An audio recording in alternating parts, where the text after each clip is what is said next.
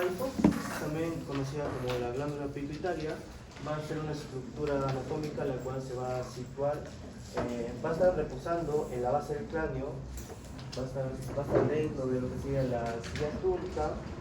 La hipófisis va a estar en íntima relación con lo que sería el hipotálamo, con el cual se va a estar conectando por medio de un tallo, denominado el tallo hipofisiario. Este tallo hipofisiario va a estar compuesto por acciones procedentes del hipotálamo, y también la hipófisis va a estar conectado al hipotálamo por medio de un plexo venoso. La hipófisis va a estar constituida por un lóbulo anterior, conocido como adenohipófisis, un lóbulo posterior, conocido como neurohipófisis. Y ya más adelante vamos a ver que tanto el lóbulo posterior y el lóbulo anterior van a secretar diversas hormonas importantes. La adenohipófisis va a secretar lo que serían 6 hormonas peptídicas, conocida la prolactina, que estimula el crecimiento de las glándulas mamarias y la producción de leche. Tenemos a las gonadotrofinas, que controla el crecimiento de los ovarios y testículos, y también controla el comportamiento hormonal y reproductor. La tirotropina es para la tiroides. Esta controla la secreción de la tiroxina y la triiodonina. La adenocorticoclopa, que estimula a la glándula suprarrenal. Y tenemos a la somatotrofina, o también conocida como hormona del crecimiento, la cual controla el crecimiento del cuerpo humano y también controla la glucosa y las grasas del cuerpo. En la neurohipófisis tenemos a la oxitocina, que es para la contracción de la musculatura lisa del útero. Tenemos a la hormona antidiurética, que es para la reabsorción del agua en los riñones, y si se produce una lesión en la neurohipófisis y afecta esta hormona, puede producir una diabetes, que sería la diabetes insípida. Sí, diabetes insípida. Siguiente diapositiva. Acá tenemos un resumen de las hormonas adenohipofisiarias, y también en la siguiente diapositiva vamos a tener hormonas neurohipofisiarias. Siguiente diapositiva. Esto desarrollame, por favor, explícale. No, ya he explicado, sino que esto es como un resumen de las hormonas. ¿De qué se encarga el FSH? ¿De cuál? ¿La FSH de qué se encarga? Las gonadotróficas. Ajá. Dicho, el crecimiento de los ovarios y también de los testículos, y también controla el comportamiento hormonal y reproductor. ¿Y el LH y la LH? Participa en este proceso. Cada uno tiene una función específica, eso no tienes que hablar. ¿De qué se encarga la luteinizante? Sí, doctor. ¿Vamos a seguir respondiendo con las manifestaciones? A ver, tu tema no era nada de hiperpituitarismo ni para eso, es otro tema. Tu tema era exclusivamente hipófisis. ¿Algo más que tienes que agregar? Entonces, eso sería todo, compañeros. Por favor. Ojo, chicos, primero.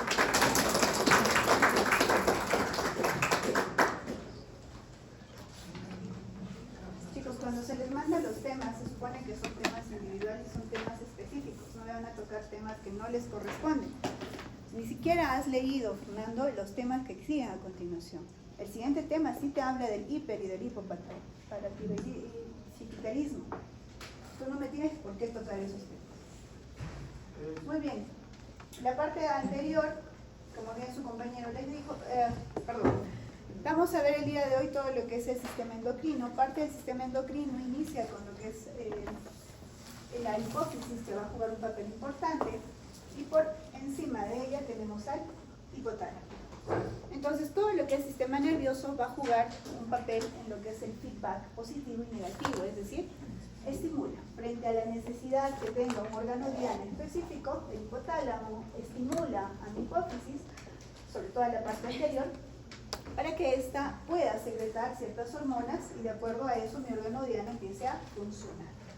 Entonces, vamos a hablar en este caso de lo que es la hiperfunción, la hipofunción, dependiendo de qué tipo de hormona vamos a ver. En la parte anterior, como lo que es la adenohipófisis, como su nombre lo dice, adeno va a haber una secreción. Por lo tanto, desde el punto de vista histopatológico, vamos a tener la presencia de glándulas. Y dentro de esas glándulas si ustedes observan, hay células de diferentes colores, ya sea unas rosadas, unas moradas, y otras que no van a llegar a tener ningún tipo de coloración.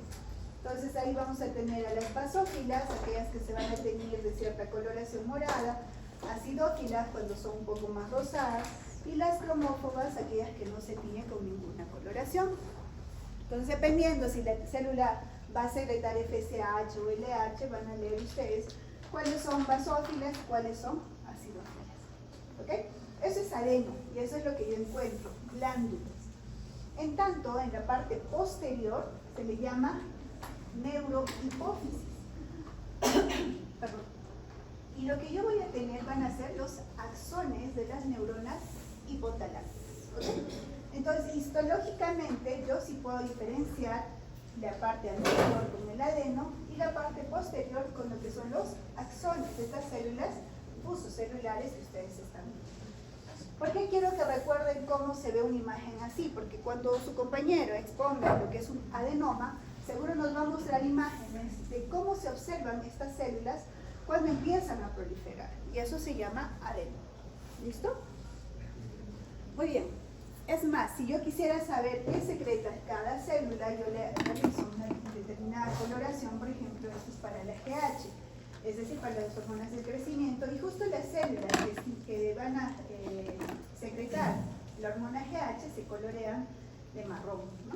Lo mismo cuando le hago la coloración de prolactina, ciertas células se van a teñir de prolactina. Es por eso que cuando hablamos de adenomas, que es la proliferación de determinada célula, puedo determinar si es qué están secretando esas células, si es un prolactinoma, si es un adenoma que secreta hormona de crecimiento o otro tipo de hormonas.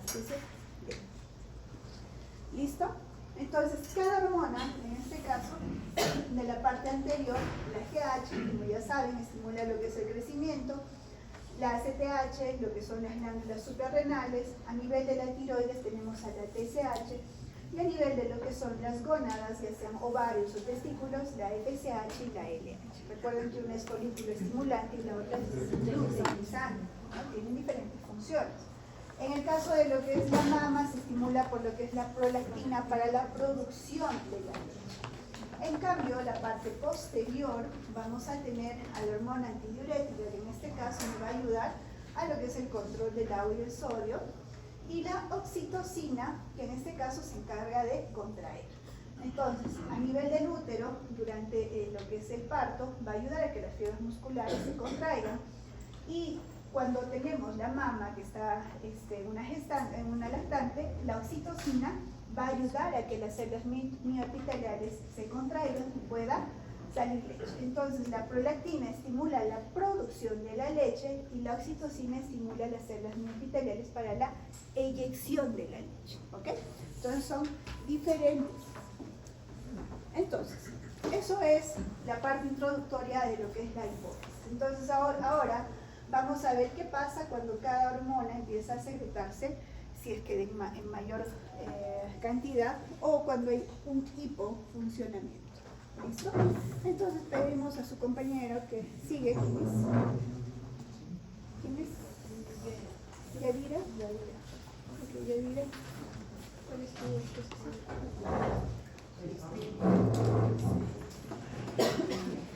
Compañeros, buenas noches. Como la doctora ya lo mencionó, vamos a hablar sobre las principales neoplasias que vamos a ver en la hipófisis. Empezando con los adenomas hipofisarios.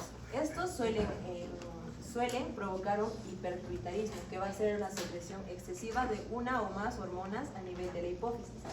Y las causas principales son las siguientes. La más frecuente va a ser un adenoma que se va a encontrar en el lóbulo anterior, es decir, en la adenohipófisis.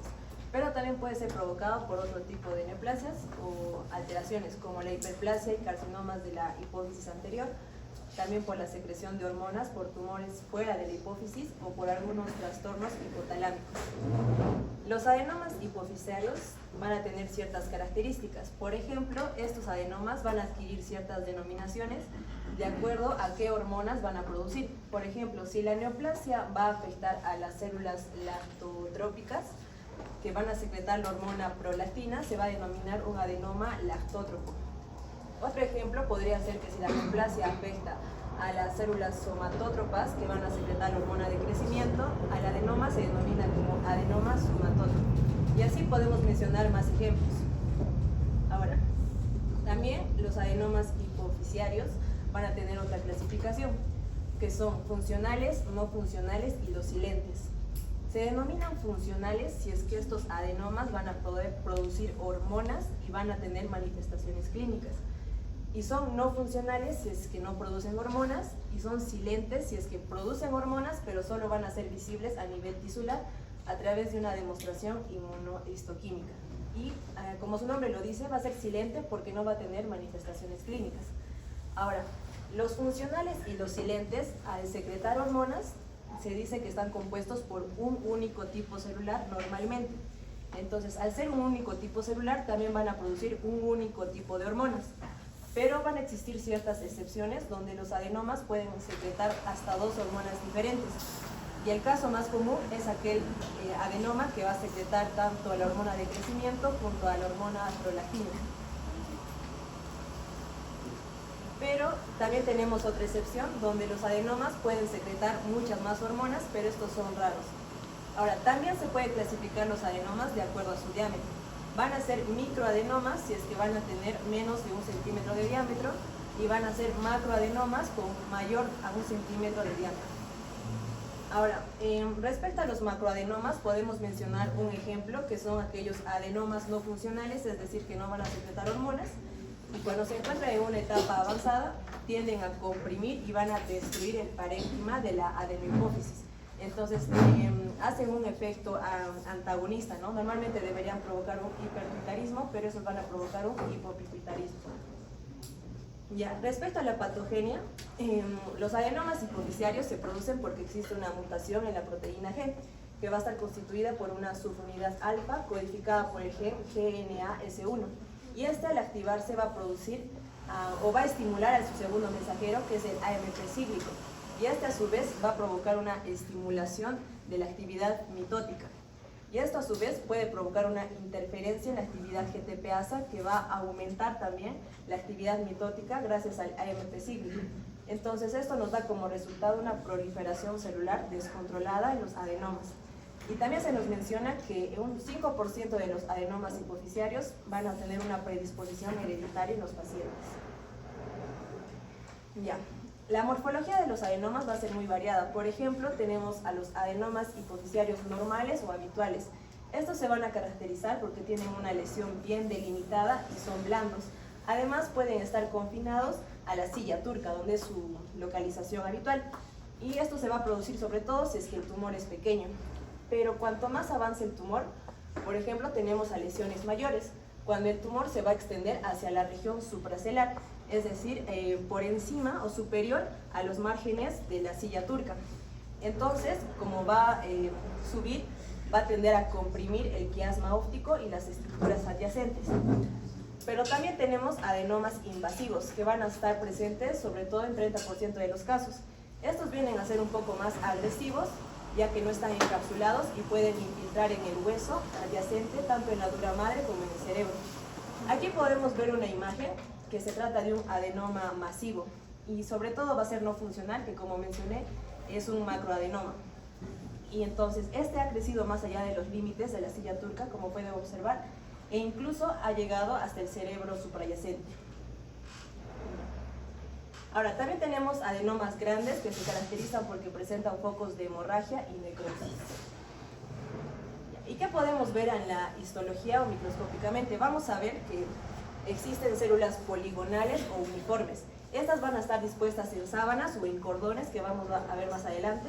Y también vamos a ver que el tejido conectivo de soporte, que es la reticulina en este caso, va a ser más escaso. Y también los núcleos van a ser uniformes o pleomórficos. Además va a haber una actividad mitótica escasa. Pero existe una excepción, que es el adenoma con mutación del TP53, donde la mitosis iba a ser abundante y se le conoce como un adenoma atípico. Además, el citoplasma normalmente debería ser en la hipófisis de un color variado, diverso. Por ejemplo, acá podemos ver una diferencia entre una hipófisis normal y un adenoma hipofisiario. Como lo mencionó la doctora, en el normal vamos a ver diversos tipos celulares. Y al haber diversos tipos de células van a expresar diferentes hormonas. Y las hormonas pueden ser de diferentes colores. Por ejemplo, pueden tener una tinción basófila, azul, eosinófila, rosada o roja, o incluso pueden no teñirse con la tinción hematoxilina eosina. Además, van a presentar una red de reticulina entre las células, como lo podemos ver. Pero cuando existe un adenoma hipofisiario va a pasar todo lo contrario. Vamos a ver que, por ejemplo, en esta imagen, que debería tener varios colores como la anterior, solo va a existir un monomorfismo celular, es decir, va a tender a cambiar a un solo tipo de color. En esta ocasión vemos un predominio eosinófilo, por ejemplo, y además va a haber una ausencia de un gran volumen de la reticulina, que es el tejido conectivo, que debería localizarse entre las células, pero no lo está. Además, como lo mencioné, las células vienen a ser poligonales y los núcleos pueden ser pleomórficos. Y eso sería todo. Muy bien.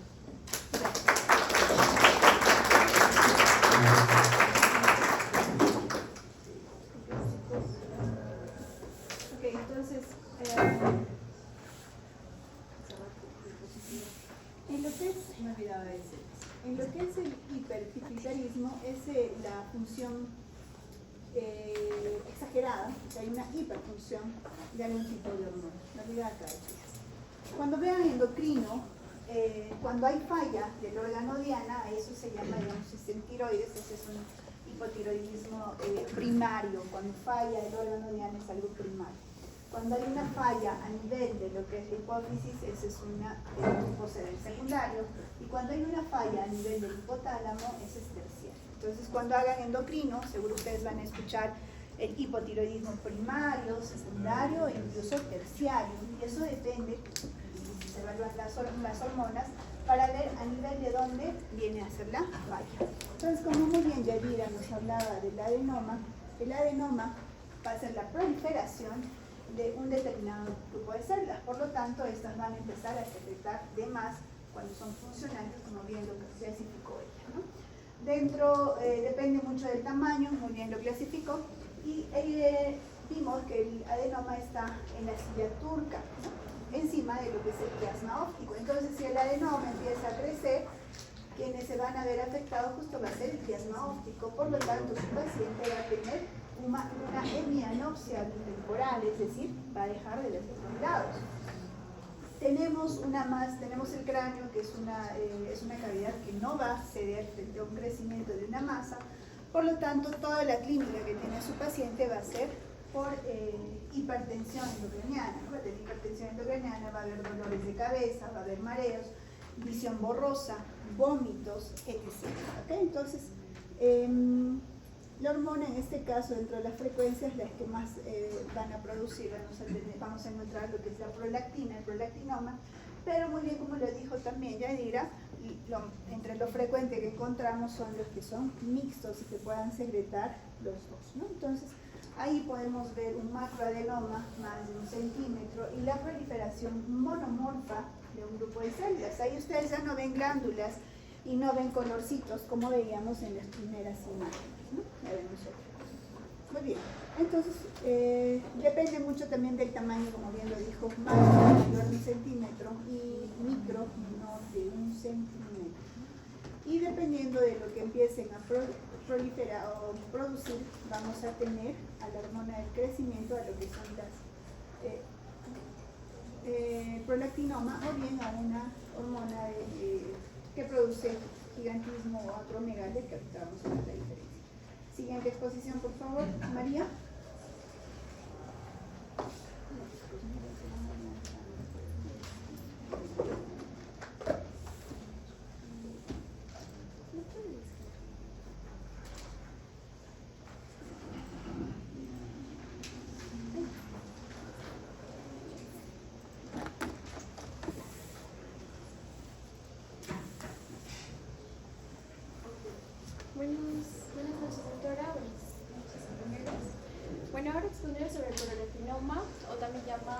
adenoma galactótropo.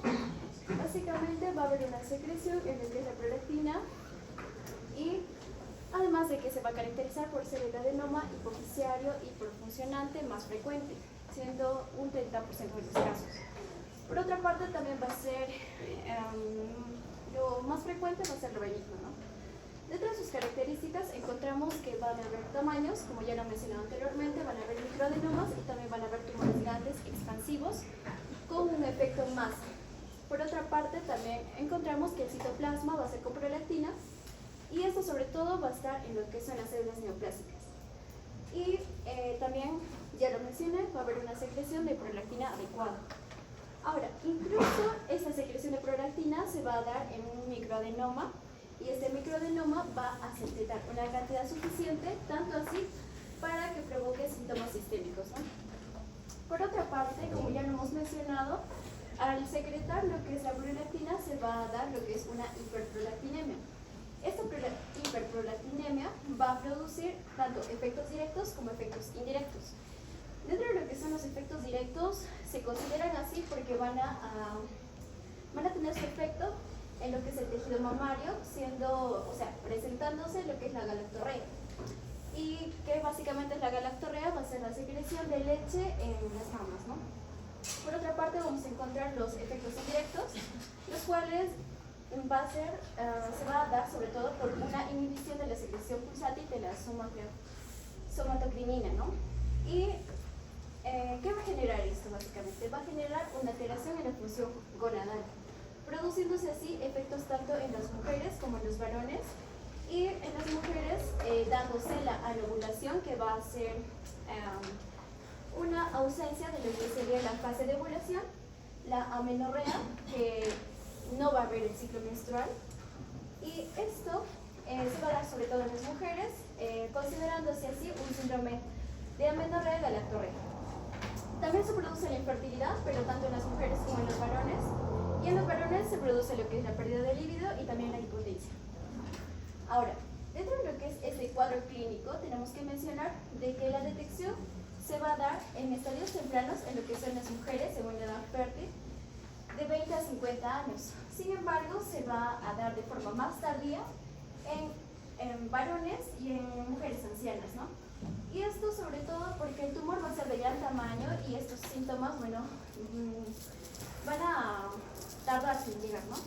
Ahora, considerando todo esto, es importante mencionar de que la relación de mujer-varón va a ser de 10 a 1.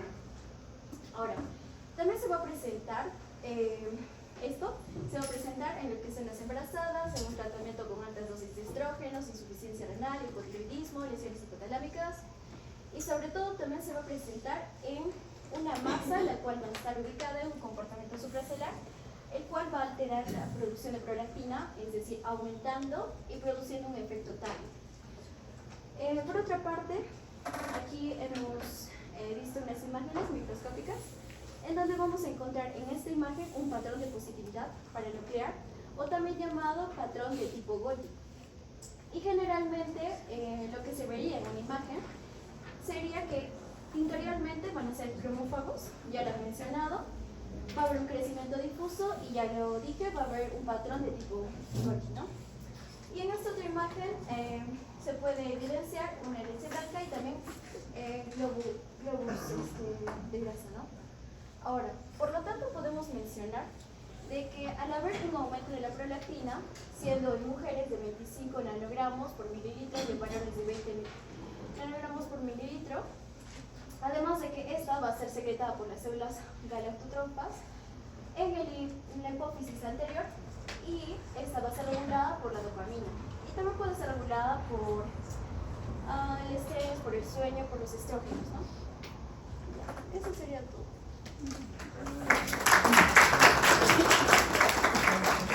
Vaya pasando, Cristian. ¿Ha venido o no ha venido, Cristian? Ya, pasa de una vez, por favor.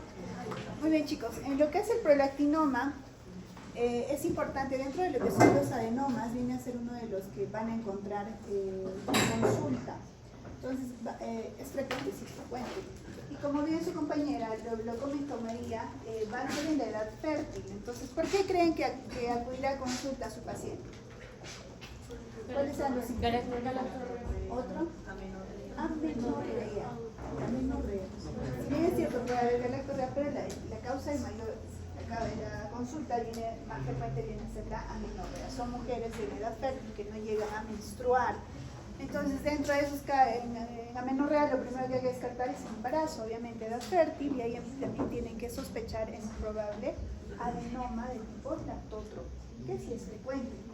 Entonces, hay un tratamiento de inhibir a las células y también depende del tamaño del adenoma para operarla o no. Entonces, siempre recuerden, paciente mujer en edad fértil que viene por una amenorrea, y bueno, ahí se le empieza a usar las hormonas, hay que sospechar de un prolactinoma. En el caso del varón es un poco complicado, un poquito difícil el diagnóstico, pero es más que todo por la baja de líbido que ellos acuden, y es raro que ellos consulten por eso, ¿no? Es un poquito raro, pero de ahí a cuando se les hacen los exámenes auxiliares y todo, se encuentran los adenomitas en ellos. ¿Listo? Es frecuente. A ver, Cristian, ¿dónde están tus diapositivas? Ahí está. Muy bien.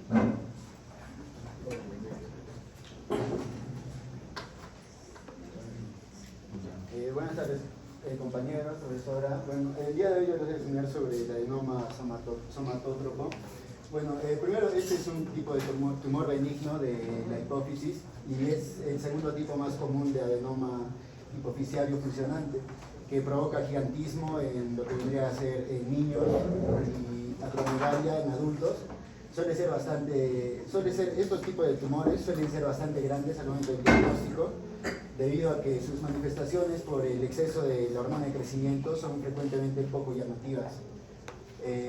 Bueno, en cuanto a su morfología, histológicamente tenemos dos tipos de adenomas somatotrópicos.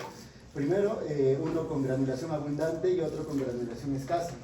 Los de granulación abundante están compuestos por células monomorfas y acidófilas y tienen una reactividad citoplasmática intensa a la hormona de crecimiento. Y bueno, los de granulación escasa tienen células cromófobas, a diferencia del otro, presentan un pleomorfismo nuclear y citológico pronunciado y además una tinción débil localizada para la hormona de crecimiento. Y además hay otros que son los adenomas mamosomatotropos, que son similares justamente a los adenomas somatotrópicos de granulación abundante, pero tienen una reactividad a prolactina y a la hormona de crecimiento, o sea que secretan estas dos. Y bueno, estos dos tipos de adenomas se pueden diferenciar en función de sus características histológicas y su perfil inmunohistoquímico. En estas tres primeras, de la A, B y C, las imágenes de la izquierda, observamos, por ejemplo, los adenomas somatótropos densamente granulados, que están compuestos por células de citoplasma granular eosinófilo y un núcleo central grande con nucleolos prominentes. Y mientras que los adenomas somatótropos escasamente granulados están formados por células cromofóbicas, como ya lo dije antes, ¿no? Bueno, ahora pasamos a la evolución clínica. Primero tenemos que la concentración elevada y persistente de la hormona de crecimiento estimula la secreción hepática del factor de crecimiento similar a la insulina 1, que es el que ocasiona la mayoría de las manifestaciones clínicas en el paciente, ¿no? Primero tenemos por así decirlo, un escenario donde el adenoma aparece antes del cierre de la epífisis, que vendría a ser justamente los niños o púberes, donde hay una concentración elevada de la hormona de crecimiento y también consecuentemente del factor de crecimiento similar a la insulina 1, lo cual produce gigantismo, el cual es característico porque, o sea, a pesar ellos crecen de tamaño, pero también tienen como que los brazos y piernas de un tamaño desproporcionalmente grande. Y bueno, normalmente estos, si digamos no se baja ese nivel elevado de hormona de crecimiento y de factor de crecimiento similar a la insulina 1, puede generar una acromegalia, que es lo que ocurre ya también después del cierre de la epífisis. Y bueno, el crecimiento ya también es pronunciado en lo que vendría a ser la piel y las partes blandas, las vísceras como el hígado, el corazón, la tiroides, Y los huesos de la cara, por ejemplo, si digamos crece la mandíbula, causa que ésta se protruya y también causa un ensanchamiento en la parte inferior de la cara y una separación de los dientes, y además puede producir una hiperostosis en columna y cadera, que es como que el hueso se hace más denso en lo que vendría a ser la columna y la cadera. También puede causar prognatismo, que ya lo dije, de la mandíbula. Y bueno, los cambios evolucionan lentamente a lo que vendría a ser esta acromegalia. Por eso es que, como ya lo dije antes, el momento de diagnosticar este tumor ya se encuentra bastante grande, ¿no? Y bueno, el exceso de la hormona de crecimiento también se puede relacionar con otros males, como por ejemplo disfunción gonadal, diabetes mellitus, hipertensión arterial, artrosis, debilidad muscular, entre otros. Bueno, ahora en cuanto al diagnóstico y tratamiento, tenemos que, en primera mano, el primer diagnóstico, como así, por así decirlo, vendría a ser la identificación de la concentración sérica elevada, tanto de hormona de crecimiento como de factor de crecimiento similar a la insulina 1. También debe haber si digamos al paciente se le hace una sobrecarga oral de glucosa, que es una prueba, y este paciente presenta una supresión de producción de hormona de crecimiento, entonces se sospecha de una acromegalia. Bueno, en cuanto al tratamiento, ya también puede ser extirpado o también puede ser tratado con fármacos como análogos como la somatostatina o antagonistas del receptor de la hormona de crecimiento que no permite que se una a los órganos diana, ¿no? Y bueno, un control efectivo de las alteraciones metabólicas mejoran el crecimiento tisular excesivo y síntomas relacionados que van repitiendo de forma gradual. Y bueno, eso sería todo.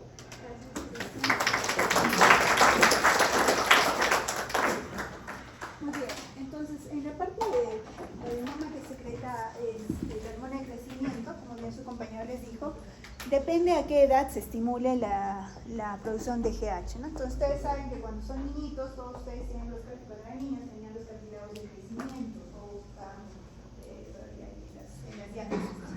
Entonces cuando la secreción excesiva de la GH se da a esa edad, lo que va a estimular va a ser un crecimiento en todos los huesos, entonces es un crecimiento simétrico. Entonces si antes ustedes antes había un peruano que le llamaban Margarito porque era muy alto, él tenía, por ejemplo, el gigantismo, porque si ustedes comparan, tiene los brazos largos, pero tiene piernas largas, la cara larga, entonces es totalmente simétrico. En cambio, cuando la secreción se da, cuando ya hay cierre, por ejemplo, a la edad de ustedes, cuando ya los cartílagos se cierran, va a estimular el crecimiento, pero de manera asimétrica, ¿no? Entonces por eso tiene la acromegalia, tienen brazos, tienen los dedos gruesos como salchichas. Antes yo recuerdo que había una señora que vivía por acá que era muy marcada, tenía el prognatismo, la mandíbula también muy marcada, sufren de cierta, hay organomegalia, hepatomegalia, también hay alteraciones con el corazón, cardiomegalia, e incluso sí, exactamente, por eso Shrek, ¿no? Entonces, sí, creo que sí tiene este síndrome. Por ejemplo, este es un paciente que lo tenía en un circo, porque antes era una persona totalmente diferente al resto, pero como pueden ver las manos, comparen los dedos, cómo son sus dedos comparados con la enfermedad que está, la misma cara, ¿no? Entonces, esto viene a ser una acromegalia, diferente al gigantismo, chicos, ojo, ¿ok? Entonces va a tener todo lo que su compañero ya les comentó, ¿no? Hipertensión, manos largas, etc. Entonces, eso es un adenoma y en ese caso, cuando son pequeños hay que detectarlo a tiempo para evitar que cuando lleguen adultos lleguen a eso, ¿no? Pero si no, como Margarito, sí, bueno, muy bien. Siguiente, Malú, hipotiroidismo.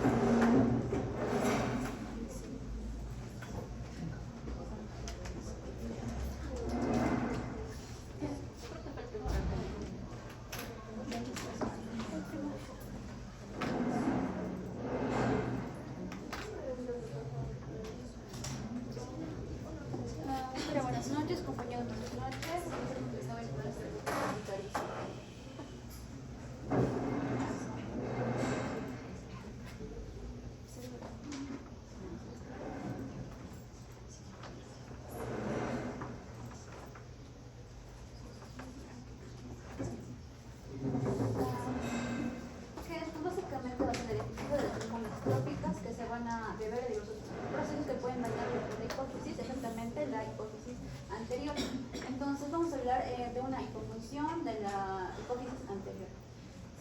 ver, por ejemplo, trastornos isquémicos, cirugía, radiación, reacciones inflamatorias, también adenomas hipoficiales, pero los no funcionales, es decir, que no van a producir las hormonas.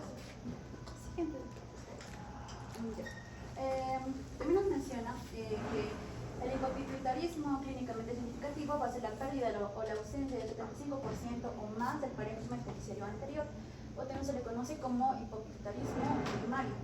Este puede ser congénito, que es extremadamente raro, adquirido o menos frecuentemente puede asociarse a trastornos que van a interferir en la liberación de los factores liberadores de las hormonas hipofisiales que son procedentes del hipotálamo, como por ejemplo los tumores hipotalámicos. También se nos menciona en el ROMIS que el hipopituitarismo acompañado con una disfunción en la hipófisis posterior, por ejemplo, asociado a una diabetes insípida, va a ser siempre o casi siempre de origen hipotalámico. Ya. En cuanto a las causas de esta confusión hipofisiaria anterior, vamos a tener primero que son los tumores y otras lesiones de tipo masa, por ejemplo los adenomas hipoficiales, que como dije son los no funcionales, que son los más comunes, ¿no? También otras como son la necrosis isquémica o de la adenopófisis, también el denominado síndrome de Sheehan, o también necrosis posparto de la adenopófisis, que va a ser la más frecuente y también va a tener una mayor importancia clínica de la necrosis de la adenopófisis, ¿no? Esta se va a producir durante la gestación por un aumento del tamaño, ¿no? Una hiperplasia, tanto del número de células secretoras de prolactina. También puede estar asociada a necrosis hipofisiaria en contextos, por ejemplo, de coagulación intravascular diseminada, repanocitosis, hipertensión intracraneal, lesión traumática, shock de cualquier origen. Otra causa son las causas diatrógenas, por ejemplo, en el caso de la ablación de la hipófisis por cirugía o radioterapia, y también, por último, causas que son más frecuentes, como las lesiones inflamatorias, como la sarcoidosis, tuberculosis, traumatismos y tumores metastásicos. Por último, en cuanto a las manifestaciones clínicas, pues vamos a ver que van a depender de la hormona que está deficiente, ¿no? Entonces, si tenemos una deficiencia de la hormona de crecimiento, pues obviamente vamos a tener un retraso en el crecimiento, ¿no? Especialmente en la niñez, como es el enanismo hipofisiario. La deficiencia de la hormona gonadotrópina, o también denominado estimulante de la gonadotropina, va a producir lo que es la amenorrea, ¿no? Esterilidad en las mujeres, y la disminución de la libido, impotencia y pérdida del vello púbico y axilar en los hombres. Disminución de la hormona estimulante de la tiroides va a producir un hipotiroidismo. La disminución de la hormona adenocorticotrópica, un hipotiroidismo. La disminución de la prolactina produce un fracaso en el lactancia posparto. Y por último, la disminución de la hormona estimulante de los melanocitos se cursa con palitos. Eso sería todo. Gracias.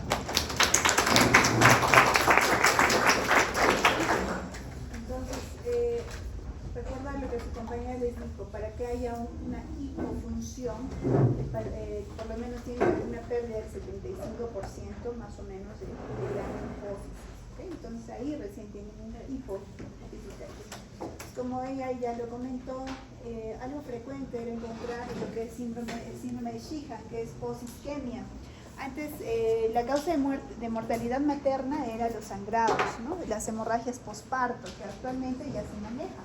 Entonces, cuando la gestante o la parturienta perdía bastante sangre, en este caso ocurría una isquemia y justo la hipófisis se necrosaba, y eso se llamaba síndrome de Sheehan. Actualmente es muy raro encontrarlo, pero sí puede haber casos por hipovolemia, no necesariamente por parto. Antes sí se encontraba por parto.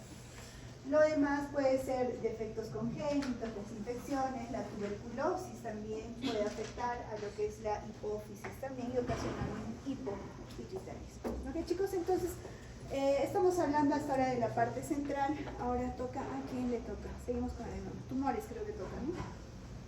¿Quién es el siguiente en la lista?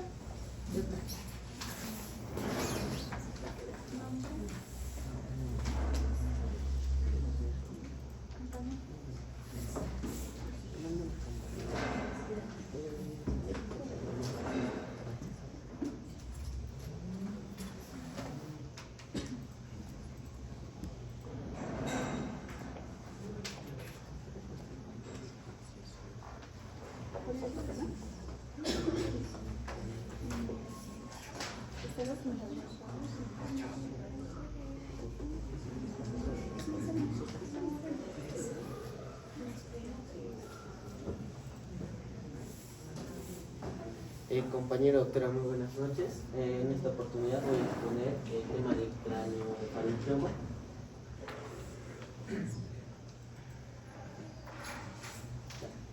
¿Qué es el craneofaringioma? Para empezar, viene a ser un tumor disembleoplásico originado a partir de restos de la bolsa de Rattke. ¿Qué quiere decir? Que es un vestigio básicamente embriológico de origen faríngeo. ¿Por qué de origen faríngeo? Porque en el desarrollo embriológico la formación de la hipófisis, como podemos ver, va a estar muy en relación con la formación de la cavidad bucal en el origen embriológico. Tienen a emerger de los márgenes anterosuperiores de la hipófisis.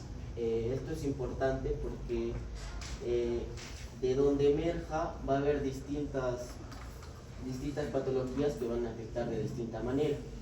Por eso es importante resaltar que es de los márgenes anterosuperiores de la hipófisis. También hay variantes que pueden emerger del tercer ventrículo.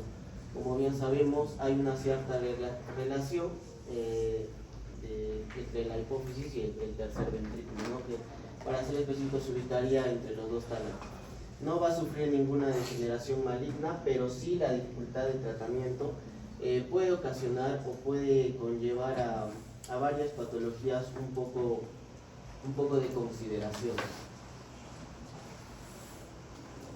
En cuanto a las relaciones anatómicas y para tener un campo más amplio de visión, frecuentemente van a surgir detalles superficiales, como les había dicho anteriormente, y se van a proyectar hacia el hipotálamo.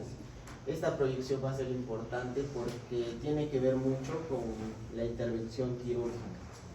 Se va a extender anteriormente hacia la cisterna prequiasmática, la cual me va a generar posteriores complicaciones con la vista directamente, como vamos a ver más adelante. Posteriormente, dentro de las cisternas prepontinas e interpeduncular, en el ángulo cerebelo-pontino, en el tercer ventrículo, en la fosa posterior y foramen.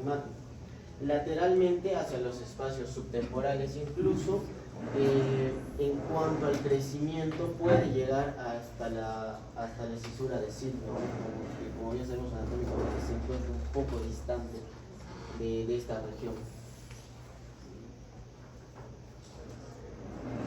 En cuanto a la anatomía patológica, vamos a tener que van a ser tumores sólidos con un componente quístico variable, como vamos a ver más adelante va a tener una subdivisión. Va a estar estrechamente adherida a estructuras vasculares y tejido cerebral adyacente, lo que me va a generar complicaciones en cuanto básicamente a la presión que puede ejercer. Sabemos que es una zona muy complicada esta donde se desarrolla la patología. Es por eso y básicamente se basa en eso la complicidad patológica que tiene. Es un epitelio tumoral escamoso estratificado generalmente, con diferenciaciones en sus dos tipos que lo vamos a ver más adelante. Vamos a ver una tumoración básicamente sólida quística. En cuanto a las calcificaciones, que es una característica esencial de este tipo de angiomas, vamos a ver que van a ser calcificaciones microscópicas, básicamente en el 50% de los casos, en el diagnóstico del 90% en niños, que va a ser importante, y en el 50% de los adultos. En cuanto al subtipo papilar, raramente se calcifica. Lo vamos a ver más adelante.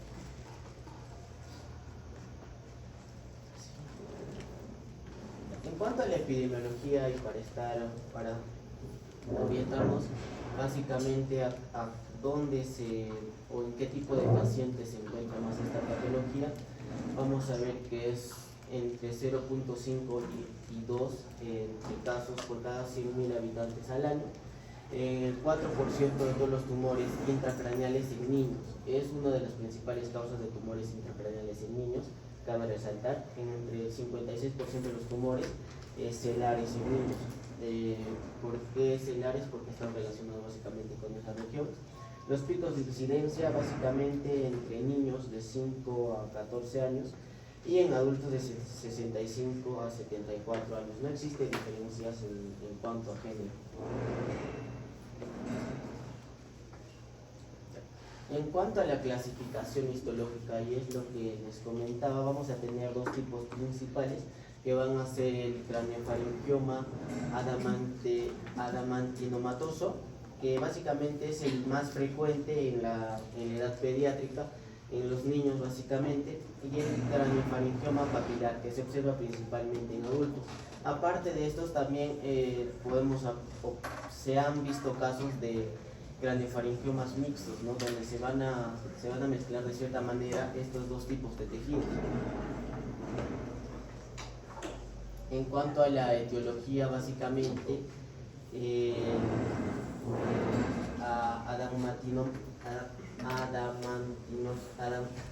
adamantinoso básicamente va a surgir en los remanentes del tejido, de los tejidos epiteliales del conducto craniofaríngeo de Ratter. Esto es importante porque es como un rezago de una malformación, ¿no? en este epitelio del conducto craniofaríngeo de Ratter.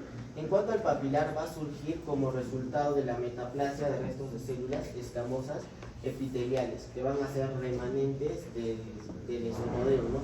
El estomodeo vamos a ver, o sabemos que va a ser la invaginación básicamente del ectodermo para la formación de la cavidad bucal.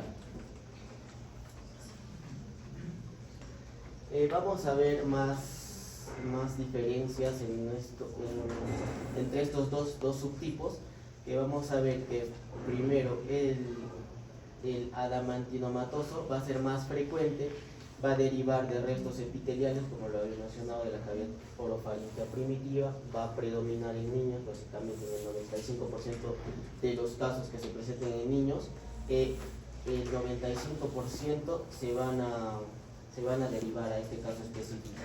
En caso se va a presentar calcificaciones, como se los había mencionado antes, van a haber quistes llenos de líquido aceitoso, va a presentar tejido estromal y puede tener nódulos de queratina, como podemos apreciar en esta imagen. En cuanto al papilar, vamos a ver que va a estar relacionado con metaplasia de células adenohipoficiales primitivas y se va a presentar habitualmente con gran componente quístico. Habitualmente no va a formar calcificaciones, tiene calcificaciones poco frecuentes, sí se han visto casos, pero son poco frecuentes, no va a formar nódulos de queratina, y una característica esencial histológicamente van a ser las islas de metaplasia escamosa, como podemos apreciar acá y se ve de manera muy clara. Vamos a apreciar islas de metaplasia de células escamosas con estroma de tejido conectivo. En cuanto a las manifestaciones clínicas, vamos a tener que van a ser tumores de lento crecimiento, usualmente serán los sintomáticos, ¿no? El intervalo de crecimiento, y se llama crecimiento lento porque tiene un intervalo de hasta 2 años de desarrollo, ¿no? Desde el inicio de los síntomas básicos, como pueden ser los mareos o los vómitos. La elevación de presión intracraneal ya es un síntoma más de consideración, que se va a manifestar como cefalea progresiva, náuseas y vómitos. En cuanto a la disfunción endocrina, este es un aspecto importante. Vamos a tener síntomas de hipofunción e hiperfunción. En los síntomas de hipofunción vamos a tener el hipotiroidismo en el 40% de los casos, la hipotensión ortostática en el 25% de los casos, la talla baja entre el 23 y 45% de los casos, diabetes insípida en el 20% de los casos, amenorrea e impotencia. En cuanto a la hiperfunción, vamos a tener pubertad precoz en niños, que es característico de la patología, y la obesidad en adultos. En cuanto a las alteraciones visuales, y esto es básicamente por la complicidad que tiene con el quiasma óptico y su desarrollo en esa zona, vamos a tener que entre el 40 y 70% se va a dar en adultos, y va a ser un menor porcentaje del 20 al 30% en niños, que básicamente puede generarme complicaciones de mianopsia heterónima bitemporal, que me va a afectar a la visión lateral en los dos campos visuales, homónima en un solo campo visual, la escotoma y la atrofia óptica, que va a ser generalizada, ¿no? Por localización tumoral vamos a tener prequiasmática, retroquiasmática e intracelular. Otros síntomas relacionados puede ser meningitis meningitis química, crisis comiciales, bajo desarrollo intelectual y la habilidad emocional. Esto obviamente es complicidad con la zona de desarrollo. En cuanto al diagnóstico, vamos a tener básicamente diagnósticos de imaginología y los estudios hormonales, que va a ser básicamente las hormonas que van a secretar la hipófisis, ¿no? Como va a ser la GH, la TSH, la LH y la FSH. Toda anomalía hormonal de esta calidad va a tener que ser de consideración médica. En cuanto al diagnóstico diferencial, vamos a tener lo que es específico.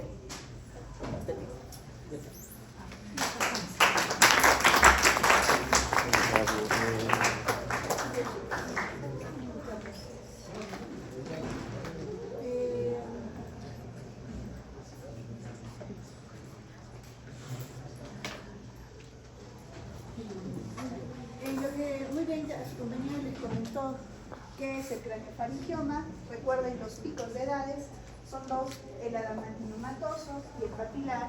El primero se ve más en niños y el segundo en adultos. Entonces, usualmente, como él lo describió, es una lesión que presenta quistes, ¿no? Es una lesión quística, sobre todo de un tipo, y que va a presentar perlas de queratina en otros, ¿no? Entonces, recordar los picos de edades, ¿no? Cuál predomina en niños, cuál es en adultos, cuál hace las queratinas, cuál calcifica. En cambio, en los adultos la calcificación es totalmente infrecuente. Y eso lo van a ver cuando hagan radiología, ¿no? Antes poníamos las imágenes y veíamos cómo se veía eso, ¿no? Entonces, recordar los picos de edad. Entonces, con este tema nosotros llegamos a acabar la primera parte, ¿no? Entonces, recuerden cómo es de qué se encarga la hipófisis, qué hormonas se secretan en la parte anterior, qué hormonas se secretan en la hipófisis.